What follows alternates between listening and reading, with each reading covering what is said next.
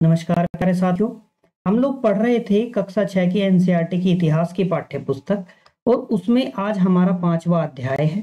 ठीक है, यानी कि इस अध्याय में आपको क्या सीखने को मिलेगा, तो राजा और राज्य के बारे में हम जानेंगे, वर्ण व्यवस्था के बारे में हम जानेंगे, जनपद और महाजनपद के बारे में बात करेंगे, फिर हम बात करेंगे मगध के, और जो मगध के वंश थे उनके बारे में बात करेंगे। थोड़ी बात हमें इसमें वज्जी के बारे में भी करनी है। ठीक है, तो देखिए, यदि हम सबसे पहले बात करें राज्यों का उदय और जो राजा बनने की प्रक्रिया थी उसके बारे में, ठीक है, तो आप ये जानिए कि प्राचीन समय यानी कि आप चले जाइए ऋग्वैदिक काल में, तो वहां पे क्या था कि राजा जो था वो जन का यानी कि लोगों द्वारा चुना जाता था।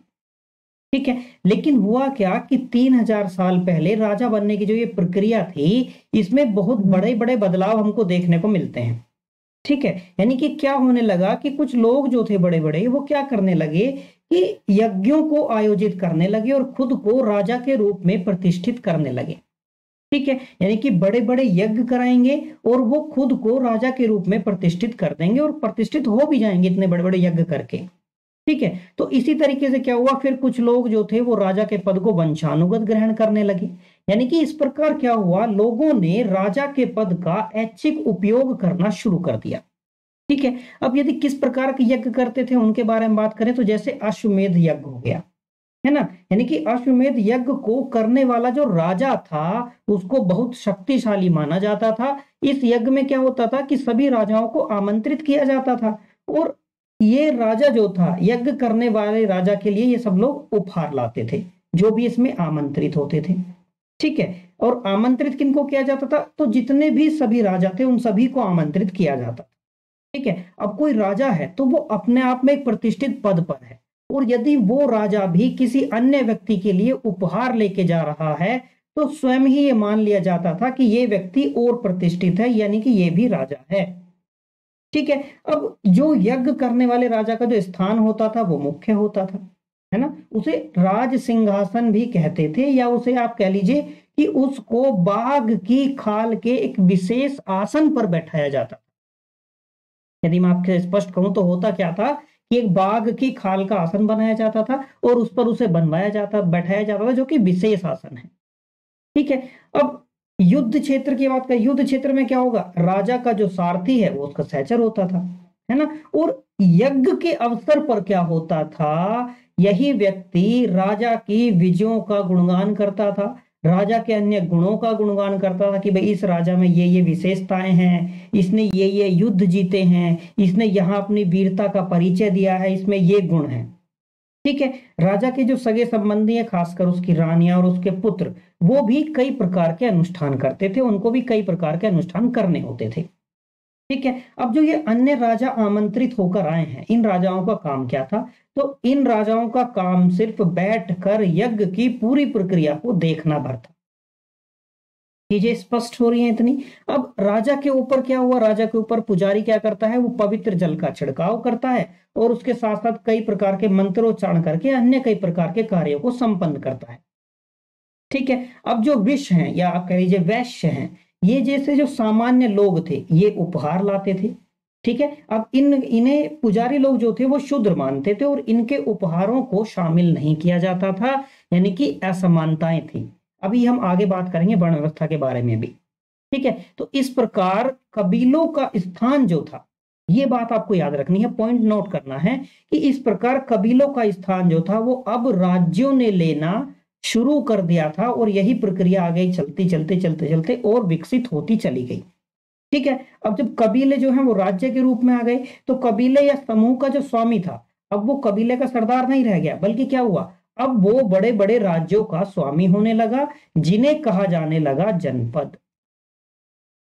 ठीक है, और जो जनपद विशाल होते गए वो महाजनपद बनते गए, है ना। अब जनपद का सामान्य अर्थ क्या है, यदि हम बात करें तो जनपद का सामान्य अर्थ है जनों के बसने की जगह। ठीक है, जन कौन है, जन यानी कि लोग हैं, बातें स्पष्ट हैं, जन यानी कि लोग हैं, और जो पद है, पद का अर्थ है पैर। चीजें स्पष्ट होंगी, तो ये थी जनपद की बातें। इसी तरीके से अब अश्वमेध यज्ञ के बारे में भी कुछ रोचक बातें आपको जाननी है। जैसे इस यज्ञ के दौरान एक घोड़े को आसपास के इलाके में घूमने के लिए छोड़ दिया जाता। अब आप याद करिए, यदि आपने महाभारत देखी है तो उसमें एक प्रसंग आता है जहां पर दुर्योधन जो है वो इस प्रकार के आयोजन करता है यज्ञ का, है ना। यानी कि वो क्या करता है, घोड़े को खुला छोड़ देता है। अब होता क्या है, यदि किसी दूसरे राजा के इलाके से घोड़ा बेरोक टोक निकल जाता था तो ये मान लिया जाता था कि दूसरे राजा को, यज्ञ करवाने वाले राजा का जो आधिपत्य है वो स्वीकार है, यानी कि दूसरा राजा, जिस राजा ने वो घोड़ा छोड़ा है उसकी अधीनता स्वीकार करता है। ठीक है। अब मान लीजिए कि उस घोड़े का यदि किसी राजा ने रास्ता रोक दिया, यानी कि उस घोड़े को यदि किसी ने पकड़ दिया, तो होगा क्या, अब जिसने वो घोड़ा छोड़ा है उस राजा के बीच और जिसने वो रोका है, इन दोनों के बीच में युद्ध होगा। ठीक है। अब इस युद्ध में जो जीतेगा उसको शक्तिशाली मान लिया जाएगा और फिर वो अपना घोड़ा छोड़ देगा अन्य राज्यों के लिए। बातें स्पष्ट हो गई। अब मान लीजिए घोड़ा जो है सभी इलाकों में घूमकर वापस आ गया। ठीक है। तो अब क्या होगा कि ये मान लिया जाएगा कि अन्य राज्यों ने उस राजा की, जिसने घोड़ा छोड़ा था, उसका आधिपत्य स्वीकार कर लिया है। तो इस प्रकार से अन्य राजाओं को यज्ञ में आने का फिर निमंत्रण भेजा जाएगा। ठीक है। इससे क्या हुआ कि जो अश्वमेध यज्ञ करा रहा है उस राजा की, उस व्यक्ति की ताकत का पता चल जाता है और उसकी सबको सहमति मिल जाती है। इंपॉर्टेंट पॉइंट ये है। ठीक है। अब जो मैंने बताया कि वही पुरोहित जो है इस यज्ञ को संपन्न कराएगा, लोग क्या होंगे, उपहार लेके आएंगे। चीजें स्पष्ट है। सबसे ऊंचा जो होगा उस अश्वमेध यज्ञ को कराने वाले व्यक्ति का आसन होगा, जिसपे बाघ की खाल से उसका आसन बनाया जाएगा। ठीक है। सारथी क्या होगा, सारथी उसके गुणों का, उसकी विजयों का गुणगान करेगा। बातें स्पष्ट। अब हम बात करते हैं वर्ण व्यवस्था के बारे में। देखिए, तो समाज को 4 वर्णों में बांटा गया था, ब्राह्मण, क्षत्रिय, वैश्य और शूद्र। ठीक है। एक एक करके चारों के बारे में बात कर लेते हैं। अधिकांश बातें आप लोग जानते होंगे। जो ब्राह्मण है उन्हें वर्ण व्यवस्था में सबसे ऊंचा स्थान दिया गया है। इनका काम क्या है, तो इनका काम है वेदों को पढ़ना और पढ़ना, है ना। ये कई प्रकार के अनुष्ठान संपन्न कराते थे, बदले में इनको उपहार मिलते थे। ठीक है। अब जो क्षत्रिय हैं उनका स्थान दूसरा आता है वर्ण व्यवस्था, यानी कि वो सेकंड पोजीशन पे हैं। अब इस वर्ण में शासक वर्ग के लोग आते हैं। इनका काम हमेशा यही था क्षत्रियों का कि युद्ध लड़ना है और लोगों की सुरक्षा करनी है। ठीक है। अब क्षत्रिय भी अनुष्ठान कर सकते थे, ऐसा नहीं था कि वो अनुष्ठान नहीं करेंगे, लेकिन जो अनुष्ठान संपन्न होगा वो किसकी मदद से संपन्न होगा, तो ब्राह्मण आएगा, कोई पुरोहित आएगा। ठीक है। बात करें वैश्य के बारे में, तो वर्ण व्यवस्था में तीसरे नंबर पर आ गए। जैसे किसान, चरवाहे, व्यापारी, ये जो लोग होते थे ये इस वर्ण में आते थे। ठीक है। इनको भी अनुष्ठान करने का अधिकार था, कराने का भी अधिकार। ठीक है। हम बात करते हैं शूद्रों के बारे में। तो ये सबसे निचले पायदान पर है वर्ण व्यवस्था में, आप कह लीजिए समाज में सबसे निचले पायदान पर है। इनका काम क्या है, तो शूद्रों का काम है ब्राह्मण, क्षत्रिय, वैश्य, ये जो 3 वर्ण है इन तीनों वर्णों की सेवाएं करना। ठीक है। महिलाएं जो है इसी श्रेणी में महिलाओं को भी रखा जाता है। इंटरेस्टिंग बात यह है, महिलाओं को भी शूद्र माना जाता है। क्लियर है। अब जो ये शूद्र है इनको छोड़कर बाकी तीनों को तो अनुष्ठान कराने की अनुमति थी, यज्ञ कराने की अनुमति थी, लेकिन शूद्र जो थे ये अनुष्ठान या यज्ञ किसी प्रकार का नहीं करा सकते थे और ना ही किसी प्रकार के अनुष्ठानों में ये लोग शामिल हो सकते थे। इनको किसी अनुष्ठान में, यज्ञ में शामिल होने की अनुमति नहीं थी। चीजें स्पष्ट हुई। चलिए, तो हमने जनपद तक की बात की, अब हम जनपद के बारे में पढ़ रहे थे। ठीक है। अब जैसे हमने बताया, जो महायज्ञ को करने वाला राजा वो केवल जन के राजा का नहीं हुआ, अब क्या हुआ, वो जनपद के राजा का हो गया। जनपद यानी कि जन और पद, जहां पे लोग और पैर, ये बातें हमने कर ली। पुरातत्वविदों ने इन जनपदों की कई बस्तियों की खुदाई की है। जैसे इसमें हम बात करें यदि, तो दिल्ली में पुराना किला, उत्तर प्रदेश में आप चले जाइए, मेरठ के पास हस्तिनापुर है, मतलब मेरठ से आगे आप जाएंगे गणेशपुर, हस्तिनापुर, तो वो हस्तिनापुर है। ठीक है। एटा के पास में अतरंजी खेड़ा है, ये प्रमुख है यदि आपसे जनपदों के बारे में उदाहरण मांग लिया जाए तो। ठीक है। खुदाई के बारे में बात करें तो खुदाई से ये पता चला है कि ये लोग जो थे जनपद के झोपड़ियों में रहते थे, जानवरों को पालते थे, चावल, गेहूं, धान, जौ, दाल, गन्ना, तिल, सरसों, इस प्रकार की जो फसलें थी उनको उगाते थे और मिट्टी के बर्तन भी बनाते थे, चित्रित धूसर पात्र। ठीक, बात क्लियर हो गई। इन पर किसी प्रकार की सुंदर सुंदर चित्रकारी भी होती थी, है ना। जैसे इनमें कुछ जो थे धूसर वो लाल रंग के होते थे। ठीक है। इन जो पुरास्थल है इनमें कुछ विशेष प्रकार के बर्तन मिले हैं जिनकी हमने बात की कि चित्रित धूसर पात्र के नाम से इनको जाना जाता है है ना। इनके बारे में आपको एक बात ये मन में रखनी है, याद रखना है ये पॉइंट कि ये उत्तर वैदिक काल के हैं। ठीक है, ये आपको नहीं भूलना है कि ये उत्तर वैदिक काल के हैं। कौन से? चित्रित धूसर पात्र। समय के साथ में चीजें विकसित होती गई। बातें स्पष्ट है। तो यानी कि देखिए, आपको नाम से ये चीजें स्पष्ट है, आप डेराइव कर सकते हैं खुद से कि इन बर्तनों पर चित्रकारी की गई है ना। आमतौर पर होता क्या था कि जो सरल रेखाएं होती थी, ज्यामितीय आकृतियों के रूप में वो होती थी। चीजें स्पष्ट होंगी मेरे हिसाब से। अब हम आते हैं महाजनपद की तरफ। ठीक है, महाजनपद के बारे में बात करते हैं। तो देखिए, आज से लगभग 2500 वर्ष पहले की बात कर रहे हैं। जो कुछ जनपद थे वो बेहद महत्वपूर्ण हो गए थे, अत्यधिक महत्वपूर्ण हो गए थे, तो इनको महाजनपद कहा जाने लगा। ठीक है, यदि संख्या के बारे में कहा जाए तो महाजनपदों की संख्या 16 है ना। कुछ ही महत्वपूर्ण है जिनके बारे में आपको कुछ चीज जाननी है, बाकी संख्या आपको तथ्यात्मक रूप से याद रखनी, तो 16 है ना। अब ये जो महाजनपद है इनकी एक राजधानी होती थी। ठीक है, इनमें से कई राजधानियों की किलेबंदी की गई थी, यानी कि जो समझ लीजिए सुरक्षा के दृष्टिकोण से या कोई अति महत्वपूर्ण राजधानी है तो उसकी किलेबंदी की गई थी। यानी कि राजधानी के चारों तरफ लकड़ी, ईंट और पत्थर की ऊंची ऊंची दीवारें बनाई गई थी, जिसका पर्पस क्या था, उद्देश्य क्या था, बाहरी आक्रमणों से राजधानी की रक्षा की जा सके। ठीक है, अब महाजनपदों में भी जो राजा थे वो विशाल विशाल किले बनवाते थे। ठीक है, बड़ी बड़ी सेना रखने लगे थे। राजा जो था, जो लोग थे वो राजा को समय समय पर उपहार देते थे। तो अब इस समय राजा ने क्या किया, अपनी पद्धति को परिवर्तित किया और इन्होंने क्या कर दिया कि अब समय समय पर लोगों के उपहार नहीं चाहिए, अब नियमित रूप से कर लिया जाएगा। यानी कि राजा क्या करने लगा, अब अपनी आय को नियमित करने के लिए वो नियमित रूप से कर लेने लगा। ठीक है, तो इस युग में इसी प्रकार से हम आगे देखेंगे कृषि के क्षेत्र में बड़े परिवर्तन होते हैं कि एक तो हल जो होता है, हल में लोहे की फाल लगने लगती है, रोपाई जैसी चीजें आ जाती हैं। ठीक है, उनकी बात करेंगे अगली स्लाइड में। तो फिलहाल हमने देखा कि भाई किले जो थे उनकी, हम किले बना रहे हैं, विशाल किले बना रहे हैं। अब राजा ने क्या कर दिया कि वो समय समय पर उपहार नहीं लेगा, बलि जैसे जो कर होते थे उनकी अपेक्षा उसने क्या कर दिया, वो सब चीजें चल रही है साइड में, उपहार कोई देना चाहे वो दे सकता है, लेकिन नियमित रूप से कर भी लिया जाएगा, टैक्स भी लिया जाएगा। उसके बारे में हम आगे बात करेंगे, कौन किस प्रकार का कर देता था। ठीक है, अब देखिए, जब ये नियमित रूप से कर लेगा तो राजा क्या करेगा, सेना पर निर्भर है अपनी सुरक्षा के लिए, तो ये सैनिकों को भी नियमित रूप से वेतन देने लगेगा। बातें स्पष्ट हैं, नियमित रूप से सैनिकों को वेतन दिया जाने लगा, यानी कि पूरे वर्ष का सैनिकों को वेतन दे दिया, है ना। अब इसके बारे में कहा जाता है कि कुछ भुगतान जो थे वो संभवतः आहत सिक्कों के रूप में होते थे। आहत सिक्के क्या होते हैं, तो सबसे पुराने सिक्के आप ऐसे समझ लीजिए आहत सिक्के थे जो करीब 500 साल चले थे। ठीक है, चांदी या सोने के सिक्के होते थे और इन पर विभिन्न आकृतियों को आहत कर बनाया जाता था, इसलिए इनको क्या कह दिया जाता था कि ये आहत सिक्के हैं। चीजें स्पष्ट होंगी इतनी। तो आहत सिक्कों के बारे में आपने इतनी बात जान ली, सैनिकों के बारे में आपने इतनी बात जान ली कि उनको पूरे वर्ष का वेतन दिया, यानी कि सैनिकों का वेतन भी नियमित रूप से हो गया। चीजें स्पष्ट होंगी। चलिए अब हम थोड़ी सी बात आगे करेंगे टैक्स, जो हमने कहा आपसे कि हम थोड़ा सा टैक्स के बारे में जानेंगे कि कौन किस प्रकार का टैक्स देता था।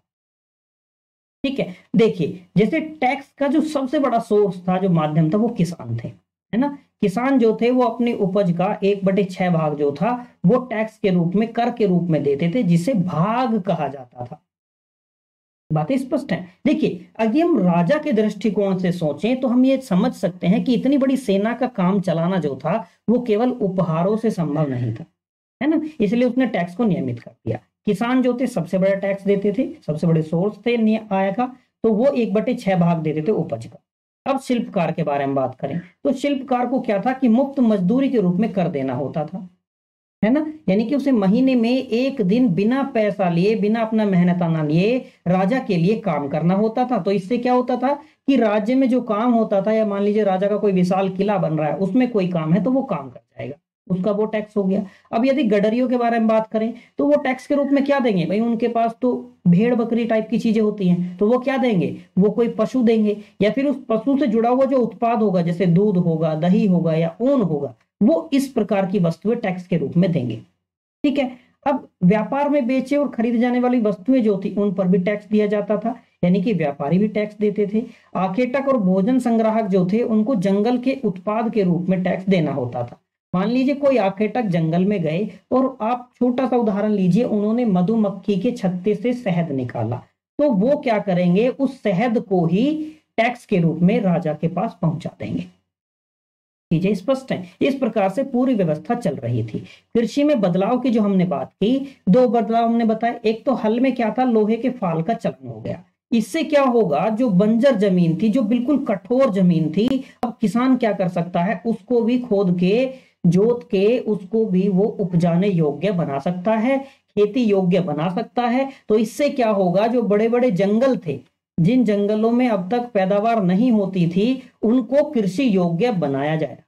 ठीक है, कृषि योग्य बन गए, इससे पैदावार बढ़ने लगी। पैदावार बढ़ेगी तो किसान जो है ज्यादा उपज करेगा, ज्यादा उपज होगी, किसान को अधिक लाभ होगा। किसान को अधिक लाभ होगा तो वो 1/6 के रूप में जो कर देता है, भाग जिसको कहा गया, वो भाग अधिक होगा। भाग अधिक होगा तो राजा की आय अधिक होगी। बातें स्पष्ट हैं। इसी तरीके से धान की रोपनी जो बदलाव आया, यानी कि धान की रोपनी होने लगी। इससे क्या हुआ, जैसे मतलब धान की रोपनी क्या होती है, आपने देखा होगा कि जैसे ये चावल जो बोया जाता है, पहले एक छोटे से भाग में उनके बीज डाले जाते हैं, फिर जब वो थोड़े उगने लगते हैं, जमीन से बाहर आ जाते हैं, उनको उखाड़ के फिर खेत में हाथ से डाला जाता है। ठीक है, इससे मेनली होता यह है कि जो दो पौधे हैं उनके बीच में आप पर्याप्त जगह छोड़ सकते हैं, समुचित जगह छोड़ सकते हैं, ये आसान काम हो जाता है। इसी को धान की रोपनी या रोपण कहते हैं। ठीक है, इसका फायदा यह होता है कि इससे चावल की जो पैदावार है उसको बढ़ाने में मदद मिलती है। बातें स्पष्ट हो गई इतनी। अब इसके लिए काम कौन करेगा, क्योंकि ये मेहनत वाला काम है, तो दास दासी जो भूमिहीन मजदूर हैं वो इन सबको इन पर काम पे लगाया जाता है। ठीक है, एक तथ्यात्मक जानकारी यह है, जो भूमिहीन मजदूर होते थे उनको कम्मकार या कर्मकार कहा जाता है। बातें स्पष्ट हैं। चलिए अब हम मगध पे आएंगे, लेकिन मगध पे आने से पहले हम चाहते हैं कि आपको थोड़ा सा महाजनपदों का ब्रीफ में विवरण मैं आपको दे दूं संक्षिप्त में, और जो उनकी संख्या है 16, उनमें से जो महत्वपूर्ण है उनको मैं आपको बता दूं। ठीक है, देखिए जो प्रारंभिक भारतीय इतिहास में यदि हम बात करते हैं तो 6ठी शताब्दी ईसा पूर्व को परिवर्तनकारी काल के रूप में महत्वपूर्ण माना जाता है। ठीक है, ये बात आप अभी तक समझ गए होंगे। अब ये काल जो है वो प्राय किस चीज के लिए, प्रारंभिक राज्यों, लोहे के बढ़ते प्रयोग और सिक्कों के विकास के लिए जाना जाता है, माना जाता है। ठीक है, बौद्ध और जैन धर्म की बात करें, जो प्रारंभिक ग्रंथ हैं उनमें उनमें भी महाजनपद नाम के 16 राज्यों का विवरण मिलता है। इन ग्रंथों में, बौद्ध ग्रंथों में भी और जैन ग्रंथों में भी। ठीक है, महात्मा बुद्ध के जन्म के पहले के जो 16 महाजनपद थे उनका उदय हो चुका था, उद्भव हो चुका था। ठीक है, जैसे आप याद रखेंगे, एक बौद्ध ग्रंथ का नाम याद रखेंगे, अगुत्तर निकाय। ठीक है, एक जैन ग्रंथ का आप याद रख लेंगे, भगवती सूत्र। यहीं से क्वेश्चन आता है, ये अधिकतर पूछे गए हैं। ठीक है, तो इनमें जो तत्कालीन 16 महाजनपद थे उनकी सूची मिलती है। बातें स्पष्ट हैं। अब 16 महाजनपदों के वज्जी और मल्ल जो थे, ये मैंने बताया ना आपको, वज्जी के बारे में हम थोड़ी सी बात करेंगे, मल्ल भी आपको ध्यान रखना, ये गणतंत्र थे। बाकी जो 14 थे, 14 थे, वो सभी राजतंत्रात्मक राज्य थे। तो ये दो इसलिए आपके लिए महत्वपूर्ण है। कौन सा, एक हो गया वज्जी, वज्जी का नाम आप याद रखेंगे, और दूसरा आपको याद रखना है मल्ल का नाम। ठीक है, तो ये गणतंत्र थे, बाकी जितने बचे 14 वो सभी जो थे राजतंत्रात्मक थे। अब राजतंत्रात्मक थे यानी कि क्या होगा, राज्यों पर राजा का शासन होगा। ठीक है, लेकिन गण और संघ नाम से प्रसिद्ध राज्यों में लोगों का एक समूह जो था वो शासन करता था, है ना। अब ये जो समूह होगा, अब यदि समूह में शासन हो रहा है तो समूह का हर व्यक्ति क्या कहलाएगा, राजा कहलाएगा। चीजें स्पष्ट है। भगवान महावीर और भगवान बुद्ध जो थे वो इन्हीं गणों से संबंधित थे। कहां से, गण और संघ जो थे, इन्हीं से वो दोनों संबंधित थे। ठीक है, अब देखिए आपको थोड़ा सा याद रह जाए तो आप याद रखेंगे महाजनपद के बारे में, एक आपको याद रख लेना है अंग के बारे में। जो महत्वपूर्ण है मैं आपको केवल वो बता देता हूं। अंग के बारे में आप याद रखेंगे, अंग की जो राजधानी थी वो थी चंपा। ठीक है, साथ के साथ हो सकता है आप अच्छा हो जाएगा अगर आप नोट कर लें तो, काशी महाजनपद, तो काशी की राजधानी क्या थी, वाराणसी। ठीक है, मगध, मगध जिसके बारे में आप अभी पढ़ेंगे, तो मगध की राजधानी क्या थी, या गिरिव्रज था, या राजगृह भी आपको मिल सकता है, राजगृह मिल सकता है, गिरिव्रज उसका पूरा पहले। ठीक है, अवंती के बारे में बात करें तो उज्जैनी, माहेश्मती इसकी राजधानी थी, वत्स कौशाम्बी थी, गांधार की तक्षशिला थी, कंबोज की हटक थी, कुरु की इंद्रप्रस्थ थी। ये स्पष्ट है। ये 16 महाजनपद जो है ये महत्वपूर्ण है आपके लिए, इनमें से ये है। ठीक है, अब हम मगध क्यों पढ़ने वाले हैं, क्योंकि जो 16 महाजनपद थे उनमें से मगध जो था वो सर्वाधिक शक्तिशाली था। ठीक है, अब इसके बाद कौन कौन से शक्तिशाली थे भाई, मगध के अलावा भी तो कोई दूसरे पायदान पर होगा, तो मगध के अलावा कौशल जो है वो शक्तिशाली था, वत्स की भी अच्छी खासी शक्ति थी, अवंती भी शक्तिशाली था। बातें स्पष्ट है। अब देखिए एक दो तथ्यात्मक जानकारी और याद आ गई, बताता हूं। जो 16 महाजनपद हैं इनमें आपको एक अश्मक का नाम याद रखना है। ठीक है, अगर हो सके तो आप 16 के 16 महाजनपद याद रख लीजिए उनकी राजधानी के सहित। ठीक है, तो अब जो ये 16 महाजनपद है उनमें अश्मक ही एक ऐसा जनपद था जो दक्षिण भारत में गोदावरी नदी के किनारे था, इसलिए यह महत्वपूर्ण है। कौन सी नदी, गोदावरी। चीजें स्पष्ट हो गई। बुद्ध काल की यदि बात करें तो उस समय सबसे बड़ा और शक्तिशाली गणराज्य वैशाली का जो था वो था लिच्छवी। ठीक है, ये इतनी अन्य तथ्यात्मक जानकारी थी। बात करते हैं मगध राज्य के बारे में। तो भारत में मैंने आपको बताया जो 16 महाजनपद थे उनमें सबसे शक्तिशाली कौन था, मगध। मगध यदि वर्तमान की बात करें किस जगह, कौन सी जगह पड़ेगा, तो आधुनिक पटना जो है। ठीक है, ये गंगा और सोन नदियों के संगम पर था, इसके आसपास घने जंगल थे। अब इन जंगलों में रहने वाले जो हाथी थे, हाथियों को पकड़कर क्या किया जाता था, उनको ट्रेनिंग दी जाती थी, उनको प्रशिक्षित किया जाता था और सेना के काम में लगाया जाता था। ठीक है, इसके अलावा इस क्षेत्र में लोह अयस्क की खदानें थी, वहां से क्या होगा, लोहा निकलेगा और मजबूत औजार और हथियार बनाए जाएंगे। ठीक है, अब इस राज्य पर यानी कि मगध पर 3 महत्वपूर्ण, आपको ये याद रखना है भाई, 3 जो है शक्तिशाली महत्वाकांक्षी वंशों ने शासन किया था। ठीक है, किस किस ने शासन किया था, तो हर्यक वंश ने, शिशुनाग वंश ने और नंद वंश ने। ठीक है, हम इन तीनों वंशों के राजाओं के बारे में बात करेंगे, जैसे हम महापद्म नंद के बारे में बात करेंगे, अजात शत्रु के बारे में बात करेंगे, घनानंद के बारे में बात करेंगे, तो वो हम छोड़ देते हैं अगली क्लास के लिए। ठीक है, तो उम्मीद करता हूं मेरे द्वारा बताई गई सभी बातें स्पष्ट होंगी। कहीं कोई डाउट हो तो आप कमेंट करके बता देना, हम उस पर अगली क्लास में चर्चा कर लेंगे। ठीक है, बहरहाल आज के लिए इतना ही रखते हैं। अगली क्लास में हम क्या पढ़ेंगे, मगध के जो तीनों महत्वाकांक्षी वंश हैं, हर्यक, शिशुनाग और नंद, इनके बारे में हम बात करेंगे। ठीक है, तो मिलते हैं अगली क्लास में, तब तक अपना ख्याल रखिए। Bye, have a nice day.